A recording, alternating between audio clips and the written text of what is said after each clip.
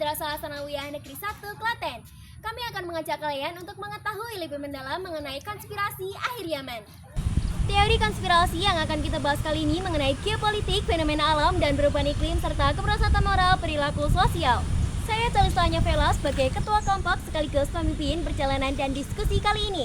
Kami akan membagikan informasi yang membuat Anda terkejut dan berpikir.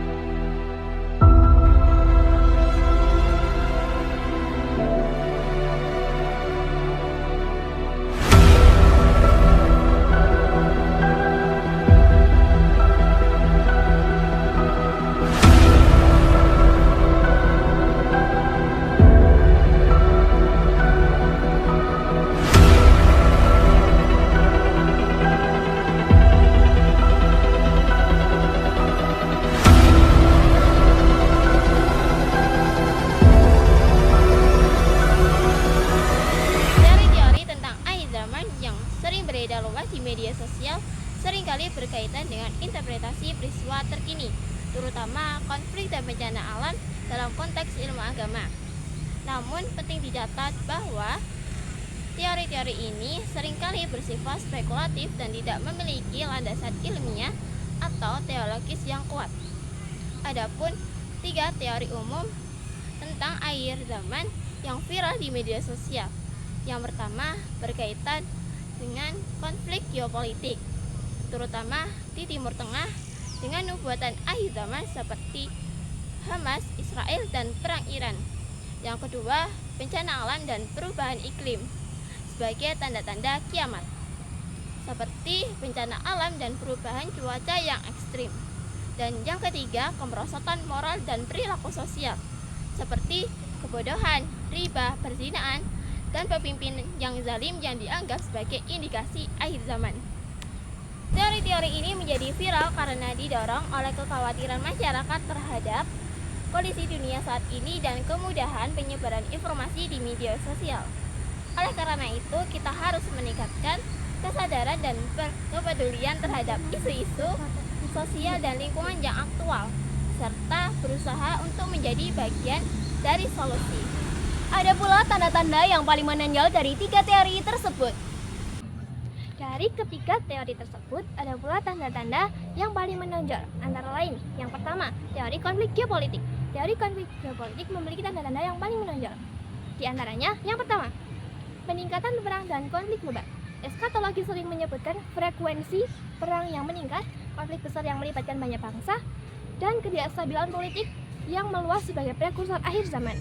Yang kedua, pergeseran kekuatan dunia, munculnya atau jatuhnya kerajaan atau kekuatan besar atau perubahan signifikan dalam tatanan kekuasaan global dianggap sebagai indikator perubahan zaman yang mendalam. 3. Persiapan militer besar-besaran, perlombaan senjata, pembangunan kekuatan militer yang masif, dan ancaman penggunaan senjata pemusnah massal seringkali dikaitkan dengan narasi akhir zaman.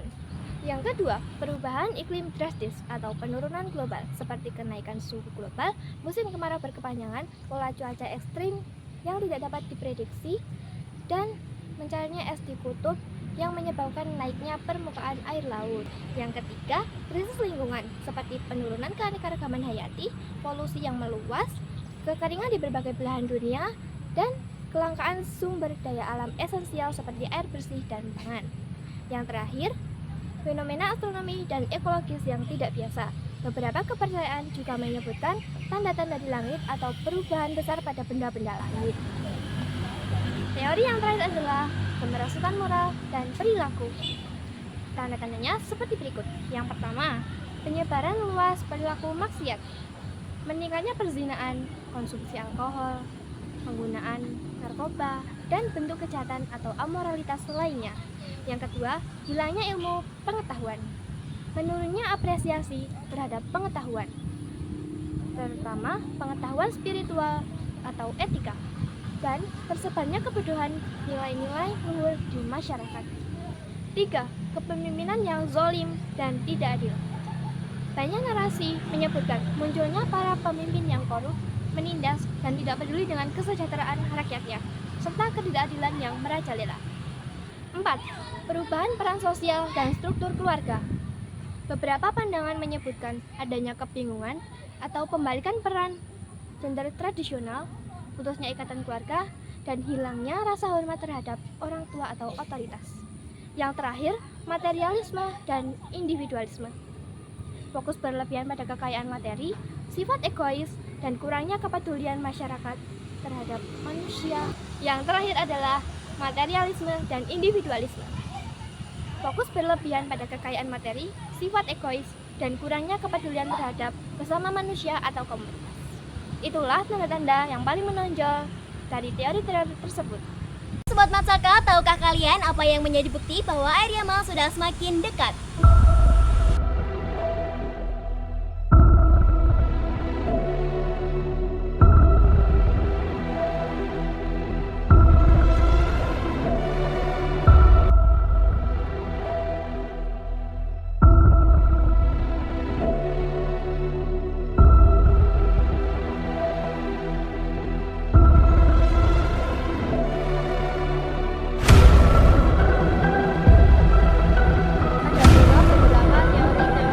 Zaman. Yang pertama, waktu terasa cepat. Seiring berkembangnya teknologi digital dan media sosial membuat aktivitas dan peristiwa terjadi sangat cepat. Yang kedua, munculnya ruwai bidah. Ruwai bidah adalah orang-orang yang tidak jelas latar belakangnya atau tidak kompeten berbicara di depan publik.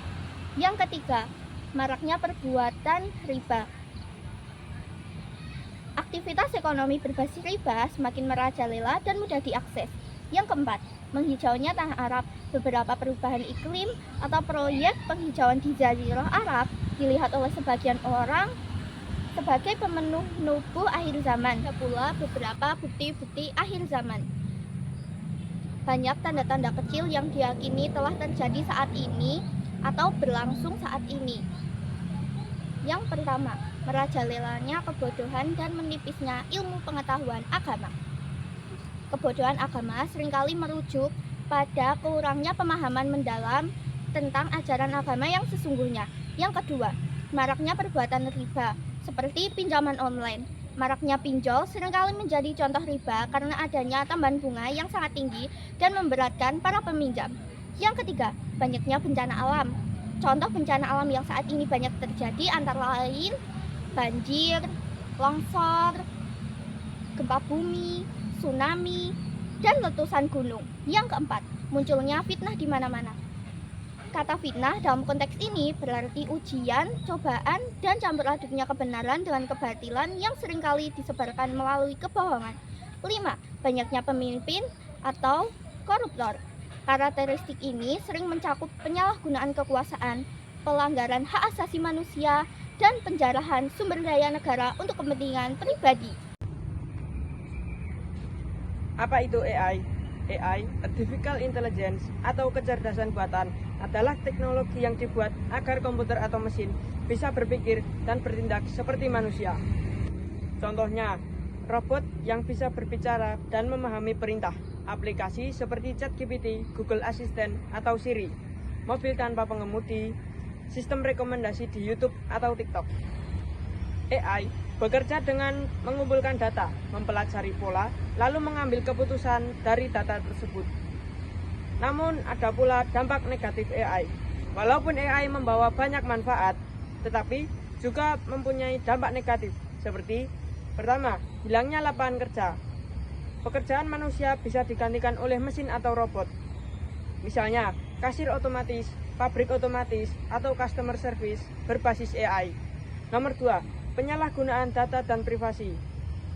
AI sering memerlukan data pribadi dalam jumlah besar, sehingga berisiko terjadi disalahgunakan atau bocor. Yang keempat, ketergantungan berlebihan. Manusia bisa menjadi terlalu bergantung kepada teknologi, sehingga kemampuan berpikir dan berinteraksi menurun. Nomor 5, bias dan ketidakadilan.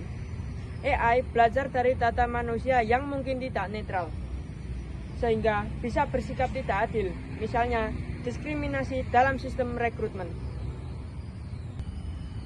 Misalnya, memanipulasi informasi, algoritma AI di media sosial menampilkan konten yang membuat orang terus menatap layar.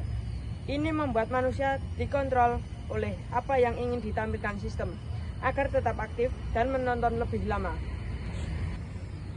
Yang kedua, ketergantungan emosional dan teknologi. Orang bisa merasa tidak bisa hidup tanpa AI. Ini membuat keputusan sehari-hari sangat bergantung pada teknologi. Yang ketiga, pengawasan. AI dapat digunakan untuk mengamati perilaku manusia melalui kamera atau internet. Nomor 4, pengambilan keputusan otomatis. Dalam beberapa bidang seperti keuangan, hukum, AI bisa menentukan hasil sehingga keputusan penting manusia ditentukan oleh sistem. Apakah AI bisa mengendalikan manusia? AI adalah teknologi yang dirancang untuk membantu dan meningkatkan kemampuan manusia, bukan untuk mengendalikannya. AI dapat memproses data dalam jumlah besar, membuat keputusan dan melakukan tugas-tugas tertentu dengan lebih cepat dan akurat daripada manusia. Namun, AI tidak memiliki kesadaran emosi atau kehendak bebas seperti manusia. Dalam beberapa skenario, AI dapat mempengaruhi perilaku manusia seperti 1. Rekomendasi konten di media sosial yang dapat mempengaruhi opini dan perilaku kita. 2. Sistem rekomendasi produk yang dapat mempengaruhi keputusan membeli kita. 3. Penggunaan AI dalam bidang kesehatan yang dapat membantu dokter membantu diagnosis dan pengobatan yang lebih akurat. Namun, perlu diingat bahwa AI masih dalam tahap pengembangan dan belum memiliki kemampuan untuk mengendalikan manusia secara langsung.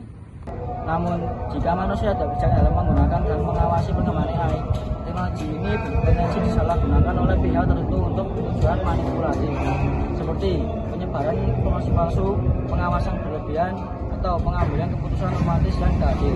Oleh karena itu, penting bagi manusia untuk tetap memiliki kendali penuh terhadap AI dengan menerapkan etika, regulasi, dan tanggung jawab dalam setiap penggunaannya. Selain itu, pendidikan dan pemahaman tentang cara kerja AI juga sangat penting agar manusia tidak mudah terpengaruh oleh sistem yang dibuat oleh teknologi tersebut. Dengan memahami batasan dan kemampuan AI, kita dapat memanfaatkan secara bijak untuk kebaikan bersama. Pada akhirnya, AI seharusnya menjadi alat yang membantu manusia untuk memecahkan masalah dan meningkatkan kualitas hidup, bukan sebaliknya, menjadi ancaman yang menguasai atau mengendalikan manusia. Apakah AI termasuk dalam konspirasi akhir zaman? Tidak ada bukti kuat bahwa AI termasuk konspirasi akhir zaman. Konspirasi akhir zaman seringkali terkait dengan kepercayaan agama atau kepercayaan lain tentang akhir zaman. AI adalah teknologi yang dirancang untuk membantu manusia, bukan untuk menghancurkan atau mengendalikan manusia. Namun, perlu diingat bahwasannya beberapa orang mungkin sering memiliki kekhawatiran tentang dampak AI pada masyarakat dan ekonomi, seperti penggantian pekerjaan manusia dengan AI, ketergantungan pada teknologi yang dapat mempengaruhi kemampuan manusia, dan resiko keamanan dan privasi yang terkait dengan penggunaan AI. Lalu, bagaimana cara menghadapi hal tersebut? Untuk menghadapi kekhawatiran tentang AI, kita dapat 1. Meningkatkan kesadaran, memahami bagaimana AI bekerja dan apa saja kelebihan dan kekurangan. 2. Membangun kemampuan, meningkatkan kemampuan kita dalam bidang teknologi dan AI untuk dapat beradaptasi dengan perubahan. 3. Mengatur penggunaan AI, membuat regulasi dan kebijakan yang dapat mengatur penggunaan AI secara bertanggung jawab. 4. Mengembangkan etika AI, membuat standar etika yang dapat mengatur penggunaan AI secara adil dan bertanggung jawab. Dalam kesimpulan, AI adalah teknologi yang dirancang untuk membantu manusia, bukan untuk mengendalikannya. Kita perlu mengendalikan kesadaran, mengembangkan kemampuan, mengatur pengguna AI, dan mengembangkan etika AI untuk dapat menghadapi kekhawatiran tentang AI. Dalam kesimpulan, AI adalah teknologi yang dirancang untuk membantu manusia, bukan untuk mengendalikannya. Kita perlu meningkatkan kesadaran, mengembangkan kemampuan, mengatur pengguna AI, dan mengembangkan etika AI untuk dapat menghadapi kekhawatiran tentang AI.